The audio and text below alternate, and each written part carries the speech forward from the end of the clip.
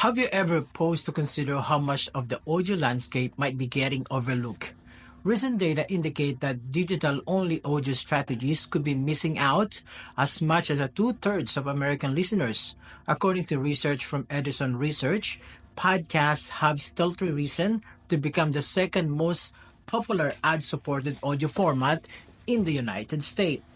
What particularly noteworthy is that while advertisers are focusing their effort on a platform like Spotify and Pandora, they are largely neglecting over 95% of the listening audience. In contrast, the combination of podcasts and traditional radio accounts for an impressive 87% of all ad-supported audio consumption.